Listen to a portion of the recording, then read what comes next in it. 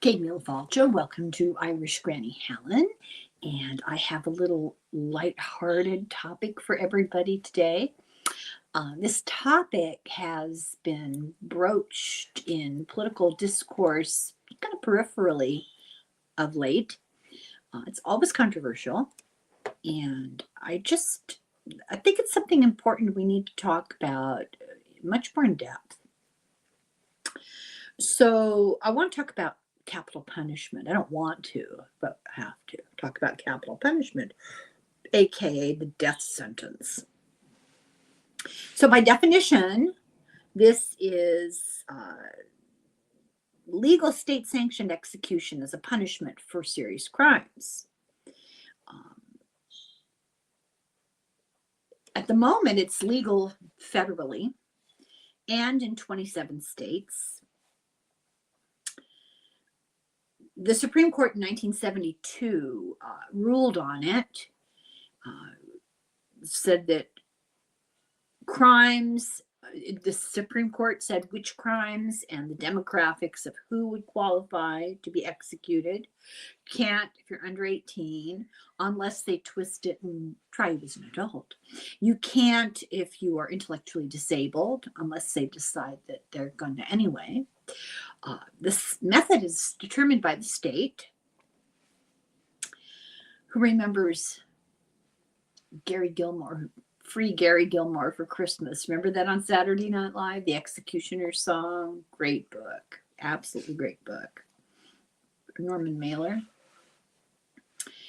So the term capital punishment, capital means your head, because the favorite was beheading. It's derived from that sense of taking of a head. Punishment is an interesting word. It comes from the Latin word pena, P-O-E-N-A, the word that pain comes from. And like subpoena means you're under pain of getting in trouble if you don't provide what they want. It's also from the Greek poiné, which means blood money. So Greek and Latin are often reflect each other because there's a blurring of the boundaries there.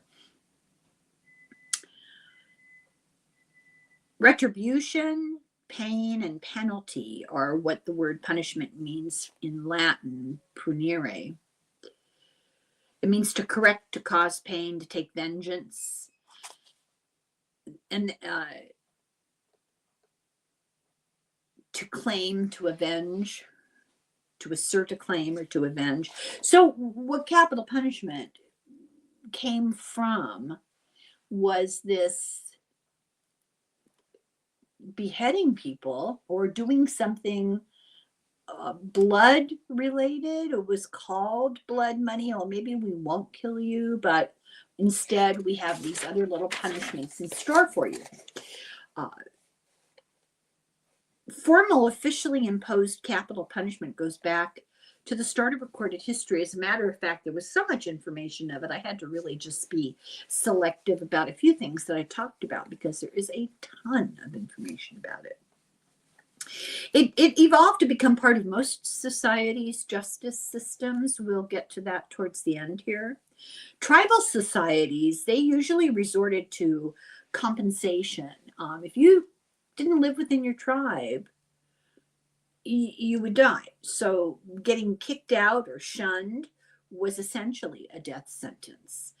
But in lieu of being kicked by your tribal society for wrongdoing, the family of the perpetrator could pay blood money, blood atonement. It can be animals, money, property, as compensation to the victim's family. Before the formal systems of arbitration were created, and the word arbitration comes from the Latin word arbiter, to judge. So before that happened, groups often engaged in blood feuds or vendettas. These were ongoing acts of retaliation, the famous one being, of course, the Hatfields and McCoys. But then there was the Montagues and the Capulets in Romeo and Juliet. Eventually, societies depended on the state, or organized religion was often the same thing, to bring justice. Compensation in the form of money or property, or even offering a substitute person for execution, these were all used to settle deadly cases before a more formalized system evolved. For example, the duel, that would be like Romeo and Juliet, Hamilton. Um, the duel was combat, hand-to-hand combat between two people to resolve disputes, and it usually was with blades. And it was based on what was called the code of honor. It was, to the death, and then it became more of a, almost like a dance, like a ritual. Would be dishonorable for me not to challenge you to a duel, and then you accepted, and then we would stand back to back and go so many paces when pistols were invented. And before that, we would, go after each other with sword. But if somebody got injured, that was the end of it. And then your honor was addressed. And the opponents were really going through the ritual of facing each other, and that was enough. The intention was not necessarily to have somebody die. Honor was satisfied by demonstrating the willingness to take the risk that somebody could die. However, given enough grievance, a duel to the death might be called for.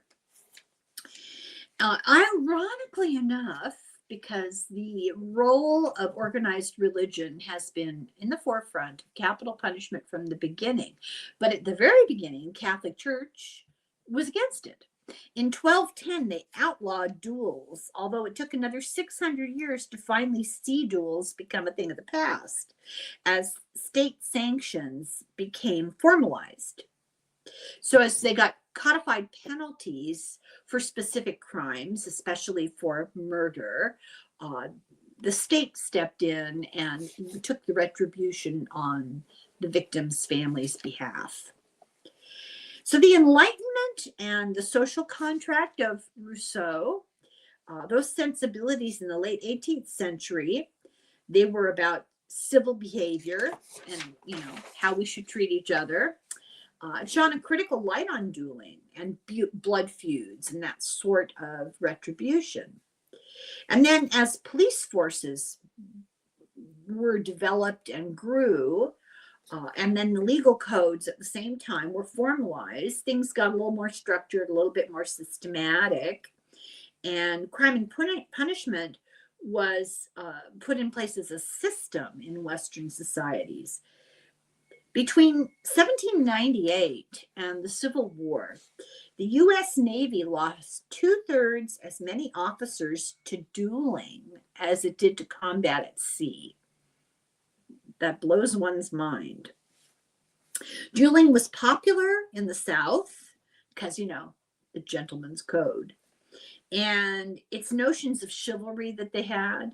But the Civil War effectively ended that. And police forces were started out as patrollers going after runaway slaves, and eventually, evolved into what was considered a bureaucratic type of police force. But as that became more common, the need for duels and retribution like that, let the government deal with that. At the same time, pressure came from various Christian churches against dueling, and this emboldened legislators and gave them the right, gave them the courage to outlaw it. By World War I, dueling was considered an illegal anachronism. But if you'll notice, if you see pictures of Prussian soldiers, often they have sword scars on their faces. The one that comes to mind is the guy that was in charge of the SA, the brown shirts. Eric, what was his name? He had terrible scars from dueling. He was really into it. In 1967, there was a duel. Two political opponents went after each other in France. with swords, and they ended up getting wounded. And this is the last known duel in France. In ancient history, various cultures adopted unique systems of justice. Tribal justice was a little different because you could not survive without your tribe. You couldn't, couldn't go to another country. Most famous was the Code of Hammurabi. It enumerated all the crimes that you could commit, and it named the punishments for them. But what was interesting is there were different levels of punishment. If you were a rich person or a famous person, you got a different kind of punishment than an unfamous or poor person, a peasant. There's the Torah, the Old Testament, which was based on the Lex Talionis, which is the law of retaliation, an eye for an eye, a tooth for a tooth. This prescribes the death penalty for murder, kidnapping, practicing magic, violations of the Sabbath, and blasphemy, and a range of sexual crimes, full panoply of sexual crimes. In ancient Persia, Herodotus, one of the earliest known historians and geographers, he liked to travel around and write about what he saw. In the 5th century BC, he's called Father of History. If you've never read about Herodotus and his kind of journal of travel, really interesting. He wrote that no one in Persia could be executed for just one crime. You got a free murder. You could commit one murder, but only one. The Athenian legal system, this is Athens, Greece, the Athenian legal system in the 7th century BC was designed by Draco. Draco was the guy that was hard. He was a hard guy, and he took into battle a group of soldiers, and they were all wiped out. And from that, we get the word draconian, which is just extreme to the point of annihilation.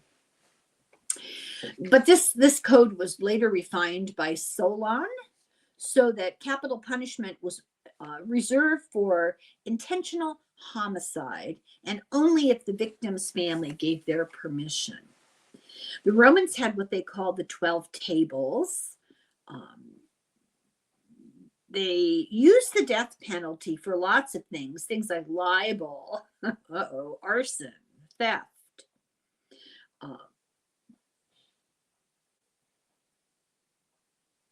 They actually preferred voluntary exile. You were always sending people off to live on an island alone.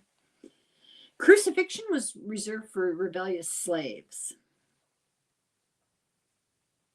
So it's always been a controversial concept. It's been debated from time immemorial, from tribal compensation to ancient Middle Eastern retribution, to hand-to-hand combat, to state-sanctioned executions for crimes.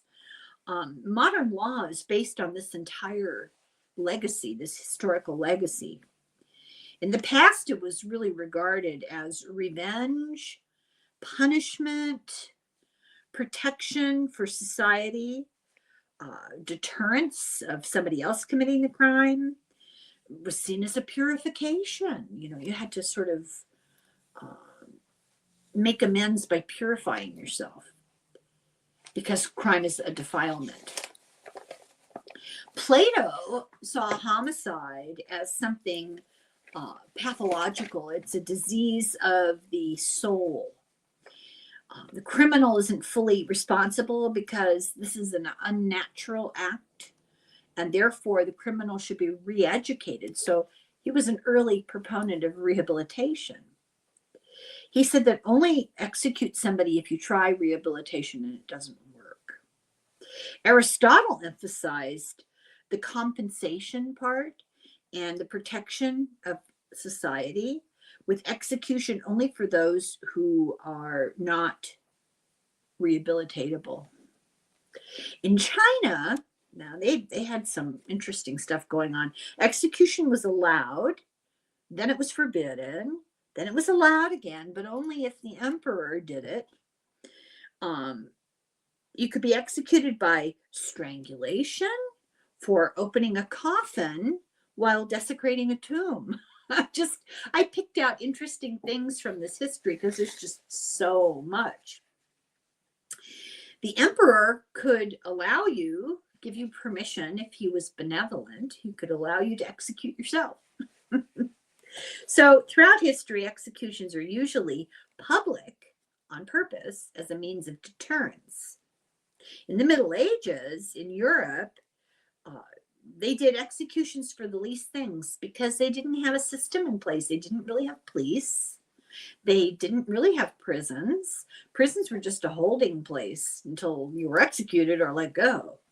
In Islam, there was a huge focus on execution for sex offenses. They were really into that, to punishing that. Also, it was true of Christian groups like the Puritans and the Pilgrims, the Salem witch trials. Women were always in trouble. Any religious offense, and this is true in many cultures, no separation of church and state, and the state imposed death penalty when you offended religion. Most extreme executions that exist in history are for religious reasons. Let me remind you of a little thing called Inquisition. In the 12th century, the Jewish legal scholar Maimonides said, this is a quote, "It's better and more satisfactory to acquit 1,000 guilty people than to put a single innocent man to death." This is a topic about which Charles Dickens and Karl Marx agreed. And they noted, both of them pointed out, that an increase in violent criminality always happened around the time and place of executions. And because of that, what was the solution? They started doing them behind the doors of the prison, behind the walls of the prison. So it's been a constant debate for the last few centuries because of the increase in policing, the increasing in prisons. Authoritarian states are quick to embrace capital punishment. It's a useful tool of imposing control through fear, silencing dissent. It's a useful tool of political oppression. More than 1 million people, for example, were executed in USSR's Great Purge between 1936 and 1938.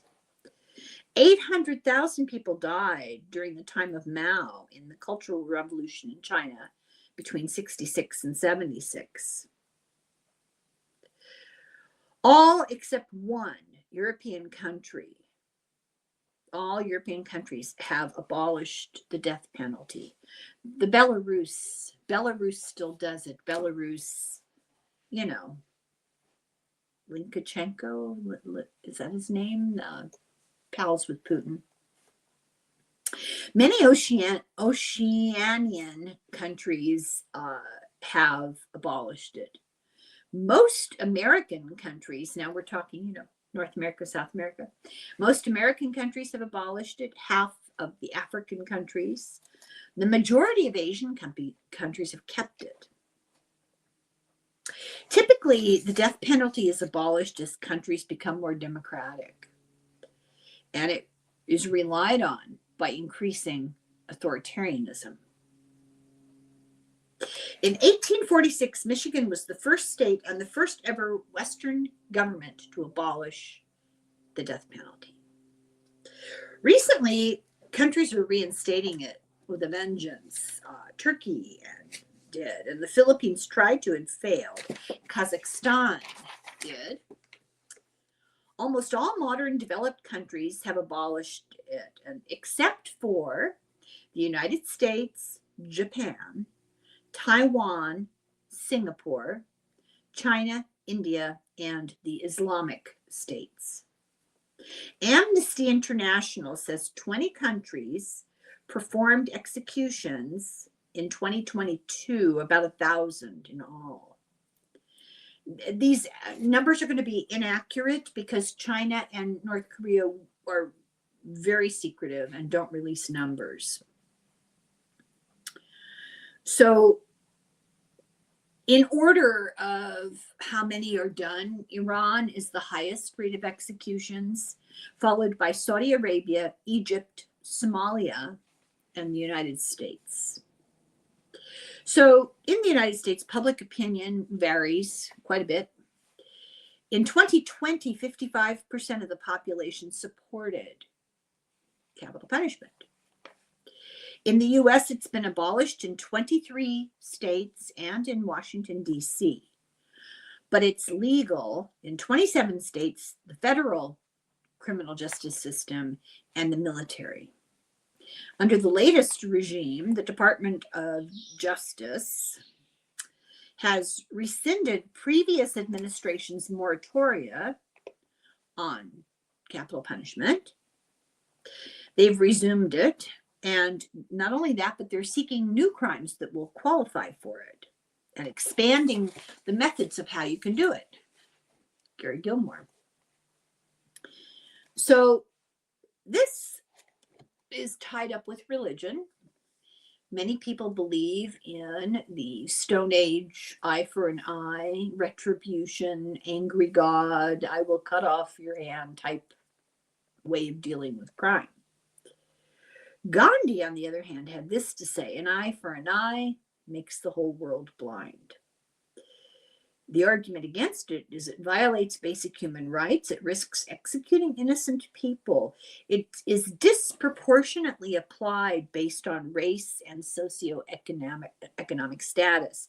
It's susceptible to human error. Since 1973, more than 200 exonerations from death row have happened with proof, solid proof, that the people were innocent and did not belong on death row.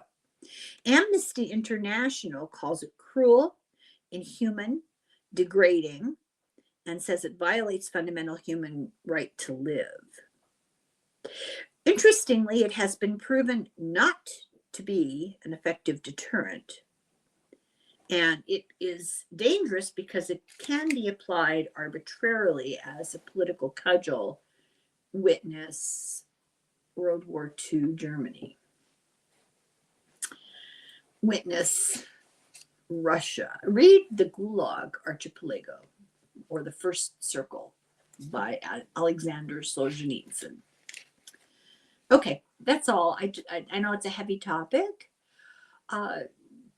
That's why we're here, to be challenged to think about these issues and to come to some sort of moral peace within ourselves, how we feel about these things. That's what defines you as a person, is how you think and how you feel about these issues, rather than just don't pay attention to them because it's uncomfortable. So that's all I have to say about that. Thank you very much for watching. Let me know what you think, and we'll pursue this a little more in membership. Slanka Foil. Slancha.